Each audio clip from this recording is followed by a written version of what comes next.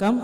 இன்றைக்கி நம்ம இந்த வீடியோவில் எதை பற்றி பார்க்க போகிறோம் அப்படின்னு பார்த்தீங்கன்னா, டிஎன்பிஎஸ்சியில் வந்திருக்க முக்கியமான தகவல்கள். சற்று முன் பார்த்தீங்கன்னா டிஎன்பிஎஸ்சியில் தேர்வர்களுக்கு அடுத்தடுத்து மகிழ்ச்சி செய்திகளை வெளியிட்டிருக்காங்க. குரூப் 2 மற்றும் குரூப் 2A உடைய பணி நியமன ஆணைகளுக்கு கவுன்சிலிங் உண்டான டேட்ஸ் எல்லாமே வெளியிட்டிருக்காங்க. ஸோ நீங்கள் அந்த தேர்வு எழுதியிருந்தீங்கன்னா உடனடியாக செக் பண்ணிக்கோங்க. அடுத்து பார்த்தீங்கன்னா டிஎன்பிஎஸ்சி குரூப் 4 உடைய தேர்வை ரத்து செய்யணும் அப்படின்ட்டு போராட்டக்காரர்கள் எல்லாமே முடிவு பண்ணிட்டாங்க. ஸோ நிச்சயமாக பார்த்தீங்கன்னா இந்த டிஎன்பிஎஸ்சியுடைய குரூப் 4 தேர்வு மறுதேர்வு வைக்கப்படுவதற்கு அதிகப்படியான வாய்ப்புகள் உள்ளன நண்பர்களே. ஸோ டிஎன்பிஎஸ்சியை பொறுத்த வரைக்கும் பார்த்தீங்கன்னா அந்த மறுதேர்வு அப்படின்றது இதுவரை வாய்ப்பே இல்லைன்னு நிறைய பேர் சொல்லிட்டு இருந்தாங்க. ஒருவேளை டிஎன்பிஎஸ்சியில் சார்பாக பார்த்தீங்கன்னா மறுதேர்வு வைக்கலாம் அப்படின்ற யோசனைகள் வந்தால் நிச்சயமாக அந்த குரூப் 4 தேர்வை இந்த ஆண்டில் நடைபெற்ற அந்த குரூப் 4 தேர்வை மறுதேர்வு வைக்கிறதுக்கு நிறைய வாய்ப்புகள் இருக்குது. ஸோ தமிழக அரசு இந்த டிஎன்பிஎஸ்சியில் ஏகப்பட்ட காலி பணியிடங்கள் நிலவிட்டிருக்குங்க. வருடத்திற்கு 20,000-30,000 பேர் பார்த்திங்கன்னா ரிட்டையர்மெண்ட் ஆகிட்டு இருக்காங்க.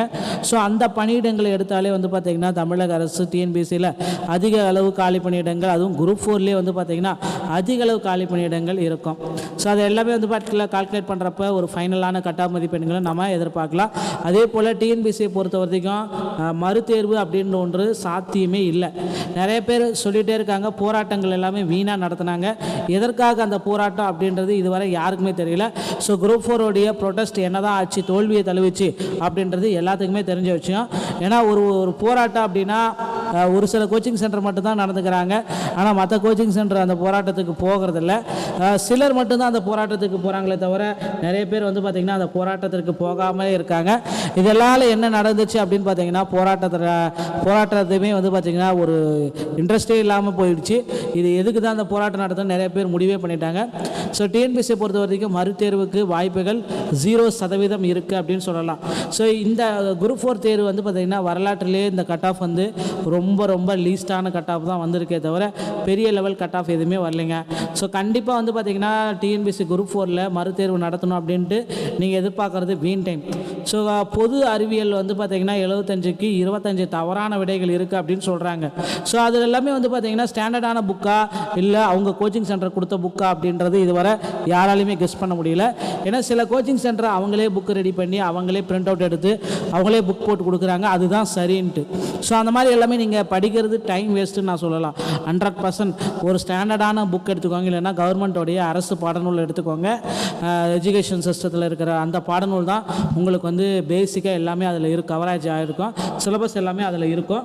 ஸோ அந்த அரசு பாடநூலில் மட்டுமே நீங்கள் செக் பண்ணிக்கலாம். மற்றபடி கோச்சிங் சென்டர் கொடுக்குற ஜெராக்ஸையோ இல்லை நம்பி வேறு எங்கேயோ ஆன்லைன் கிளாஸில் கொடுக்குற புக்ஸையோ எடுத்துகிட்டு நீங்கள் அப்ஜெக்ஷன் ட்ராக்கர் அப்படின்னு செஞ்சீங்கன்னா அது பார்த்திங்கன்னா உங்களுக்கு வாய்ப்பே இல்லை, வேஸ்ட் ஆஃப் டைம் அப்படின்னு நம்ம சொல்லலாம். இதை வச்சு நீங்கள் அப்ஜெக்ஷன் ட்ராக்கரில் எதுவுமே பண்ண முடியாது. அதில் தப்பாக இருந்தாலும் அது ரைட்டாக இருந்தாலும் அதில் ஒன்றுமே பண்ண முடியாது. ரைட்டாக இருந்தால் உங்களுக்கு ஓகே, இல்லை அந்த கொஷினை டிஎன்பிஎஸ்சி தவறுன்னு சொன்னால் அது தவறு தான் 100%. அதை வச்சுட்டு உங்களால் ஒன்றும் பண்ண முடியாது. ஸோ அதை மாதிரி தாங்க டிஎன்பிஎஸ்சியை பொறுத்த வரைக்கும் ஒரு 130க்கு மேலே இருப்பவர்கள் தாராளமாக வெயிட் பண்ணுங்கள். ஸோ நிச்சயமாக அந்த 130 எடுத்துருக்கீங்க அப்படின்னா உங்களுக்கு இந்த கட் ஆஃபில் உங்களுக்கு பணி வாய்ப்பு ஏதோ ஒரு இடத்துல கண்டிப்பாக கிடைக்கும் அப்படின்றது உங்களுக்கு வெயிட் பண்ணக்கூடிய நேரம் அப்படின்னு நம்ம சொல்லலாம். ஸோ இப்போதைய சுச்சுவேஷன் பிரகாரம் இந்த குரூப் 4ல் கட் ஆஃப் மதிப்பெண்கள் என்னவாக இருக்கும் அப்படின்றத நான் இப்போ உங்களுக்கு கிளாரிட்டியோடு சொல்ல போகிறேங்க. ஸோ ஜிடியை பொறுத்த வரைக்கும் பிஏஓக்கு பார்த்திங்கன்னா 150, ஜூனியர் அசிஸ்டன்ட், நான் செக்யூரிட்டி, டிஎன் மினிஸ்ட்ரியல் மற்றும் ஜட்ஜிடே சர்வீஸ் ஜூனியர் அசிஸ்டன்ட் மற்றும் ரெவன்யூ இன்ஸ்பெக்டர், இந்த தான் ஜூனியர் அசிஸ்டன்ட். இந்த கேட்டகரியில் வரவங்க எல்லாருமே பார்த்திங்கன்னா ஜூனியர் அசிஸ்டன்ட் கேட்டகரிக்கு ஜிடிக்கு பார்த்திங்கன்னா 150. Forest guard watcher, forest guard watcher எல்லாத்துக்கும் டிரைவிங் லைசன்ஸோட 145. டைப்பிஸ்ட் பார்த்திங்கன்னா 140, steno typist 135, ex-servicemen transgender distributor 118, எல்லாத்துக்குமே சேஃப் ஜோன் 135ங்க. பிசி விஏஓக்கு பார்த்திங்கன்னா 145, ஜூனியர் அசிஸ்டன்ட் 143, ஃபாரஸ்ட் கார்டுக்கு 139, typist 135, steno typist 133, ex-servicemen transgender வந்தால் 115, சேஃப் ஜோன் 130ங்க. அடுத்து BC Muslim VAO 140, junior assistant 135, forest guard watcher 133, typist 180, steno typist 130, ex-servicemen transgender வந்தால் 110, safe zone 130ங்க. MBC மற்றும் டிஎன்சிக்கு பார்த்திங்கன்னா VAO 135, junior assistant 130, forest guard watcher 130, typist 124, snow typist 127, ex-servicemen transgender distributor வந்தால் 108, safe zone அப்படின்னு நம்ம பார்க்குறப்ப 125ங்க.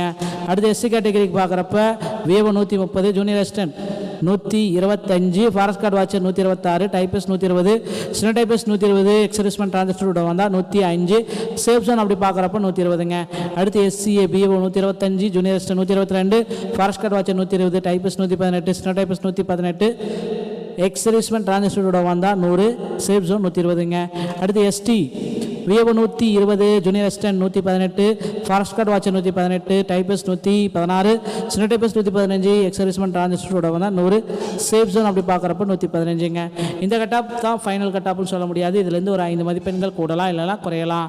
So TNPS சொந்தமான செய்திகள் அனைத்தையும் நீங்கள் உடனுக்குடன் பெற நீங்கள் நம்முடைய சேனலோட இணைந்திருங்கள். மீண்டும் ஒரு நல்ல தகவலோட நாங்களும் சந்திக்கிறேன். நன்றி, வணக்கம், தேங்க்யூ. இன்றைக்கி நம்ம இந்த வீடியோவில் எதை பற்றி பார்க்க போகிறோம் அப்படின்னு பார்த்தீங்கன்னா, டிஎன்பிஎஸ்சியில் வந்திருக்க முக்கியமான தகவல்கள். சற்று முன் பார்த்தீங்கன்னா டிஎன்பிஎஸ்சியில் தேர்வர்களுக்கு அடுத்தடுத்து மகிழ்ச்சி செய்திகளை வெளியிட்டிருக்காங்க. குரூப் 2 மற்றும் குரூப் 2A உடைய பணி நியமன ஆணைகளுக்கு கவுன்சிலிங் உண்டான டேட்ஸ் எல்லாமே வெளியிட்டிருக்காங்க. ஸோ நீங்கள் அந்த தேர்வு எழுதியிருந்தீங்கன்னா உடனடியாக செக் பண்ணிக்கோங்க. அடுத்து பார்த்தீங்கன்னா டிஎன்பிஎஸ்சி குரூப் 4 உடைய தேர்வை ரத்து செய்யணும் அப்படின்ட்டு போராட்டக்காரர்கள் எல்லாமே முடிவு பண்ணிட்டாங்க. ஸோ நிச்சயமாக பார்த்தீங்கன்னா இந்த டிஎன்பிஎஸ்சியுடைய குரூப் 4 தேர்வு மறுதேர்வு வைக்கப்படுவதற்கு அதிகப்படியான வாய்ப்புகள் உள்ளன நண்பர்களே. ஸோ டிஎன்பிஎஸ்சியை பொறுத்த வரைக்கும் பார்த்தீங்கன்னா அந்த மறுதேர்வு அப்படின்றது இதுவரை வாய்ப்பே இல்லைன்னு நிறைய பேர் சொல்லிட்டு இருந்தாங்க. ஒருவேளை டிஎன்பிஎஸ்சியில் சார்பாக பார்த்தீங்கன்னா மறுதேர்வு வைக்கலாம் அப்படின்ற யோசனைகள் வந்தால் நிச்சயமாக அந்த குரூப் 4 தேர்வை இந்த ஆண்டில் நடைபெற்ற அந்த குரூப் 4 தேர்வை மறுதேர்வு வைக்கிறதுக்கு நிறைய வாய்ப்புகள் இருக்குது.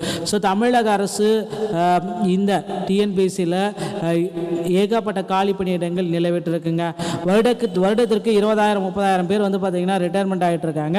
ஸோ அந்த பணியிடங்களை எடுத்தாலே பார்த்தீங்கன்னா தமிழக அரசு டிஎன்பிஎஸ்சியில் அதிக அளவு காலி பணியிடங்கள், அதுவும் குரூப் 4லேயே பார்த்தீங்கன்னா அதிக அளவு காலி பணியிடங்கள் இருக்கும். ஸோ அது எல்லாமே கால்குலேட் பண்ணுறப்ப ஒரு ஃபைனலான கட்டாப் மதிப்பெண்களை நம்ம எதிர்பார்க்கலாம். அதே போல் டிஎன்பிஎஸ்சியை பொறுத்த வரைக்கும் மறுதேர்வு அப்படின்ற ஒன்று சாத்தியமே இல்லை. நிறைய பேர் சொல்லிகிட்டே இருக்காங்க போராட்டங்கள் எல்லாமே வீணாக நடத்தினாங்க.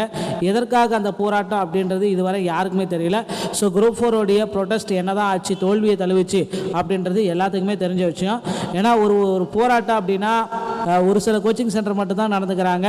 ஆனால் மற்ற கோச்சிங் சென்டர் அந்த போராட்டத்துக்கு போகிறதில்ல. சிலர் மட்டும்தான் அந்த போராட்டத்துக்கு போகிறாங்களே தவிர நிறைய பேர் பார்த்திங்கன்னா அந்த போராட்டத்திற்கு போகாமலே இருக்காங்க. இதெல்லாம் என்ன நடந்துச்சு அப்படின்னு பார்த்தீங்கன்னா போராட்டத்தையுமே பார்த்திங்கன்னா ஒரு இன்ட்ரெஸ்டே இல்லாமல் போயிடுச்சு.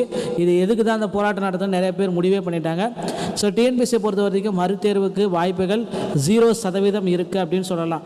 ஸோ இந்த குரூப் 4 தேர்வு பார்த்திங்கன்னா வரலாற்றிலே இந்த கட் ஆஃப் ரொம்ப ரொம்ப லீஸ்டான கட் ஆஃப் தான் வந்திருக்கே தவிர பெரிய லெவல் கட் ஆஃப் எதுவுமே வரலைங்க. ஸோ கண்டிப்பாக பார்த்திங்கன்னா டிஎன்பிஎஸ்சி குரூப் 4ல் மறுதேர்வு நடத்தணும் அப்படின்ட்டு நீங்கள் எதிர்பார்க்குறது வீண் டைம். ஸோ பொது அறிவியல் பார்த்திங்கன்னா 75க்கு 25 தவறான விடைகள் இருக்குது அப்படின்னு சொல்கிறாங்க.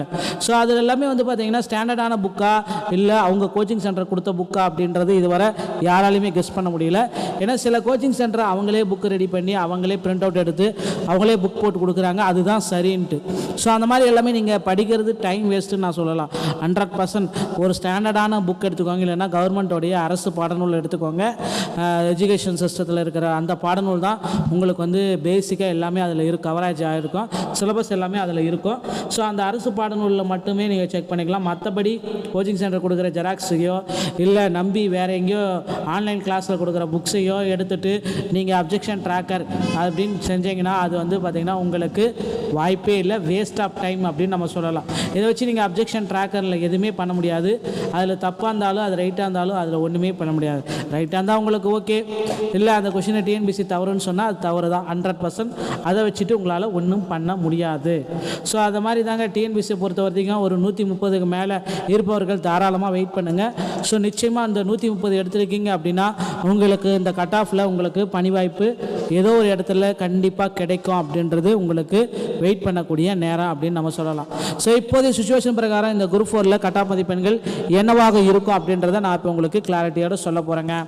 ஸோ ஜிடியை பொறுத்த வரைக்கும் பிஏஓக்கு பார்த்தீங்கன்னா 150, ஜூனியர் அசிஸ்டன்ட் நான் செக்யூரிட்டி டிஎன் மினிஸ்ட்ரியல் மற்றும் ஜட்ஜிடைய சர்வீஸ் ஜூனியர் அசிஸ்டன்ட் மற்றும் ரெவன்யூ இன்ஸ்பெக்டர் இந்த தான் ஜூனியர் அசிஸ்டன்ட். இந்த கேட்டகரியில் வரவங்க எல்லாருமே பார்த்திங்கன்னா ஜூனியர் அசிஸ்டன்ட் கேட்டகரிக்கு ஜிடிக்கு பார்த்தீங்கன்னா 150. Forest guard watcher, forest guard watcher எல்லாத்துக்கும் டிரைவிங் லைசன்ஸோட 145.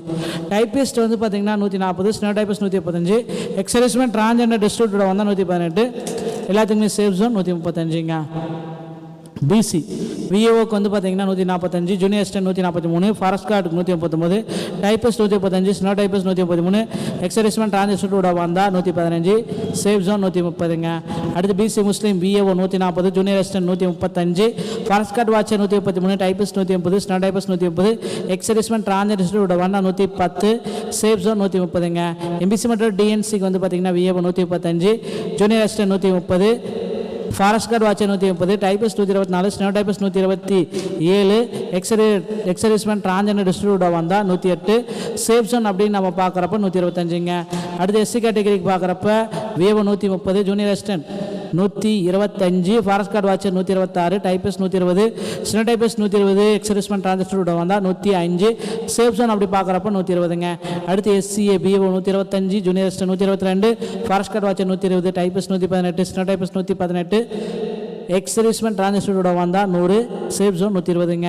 அடுத்து ST VAO 120, junior assistant 118, forest guard watcher 118, typist 116, steno typist 115, ex-servicemen டிரான்ஸ்ஜெண்டரோட வந்தால் 100, சேஃப் ஜோன் அப்படி பார்க்குறப்ப 115ங்க.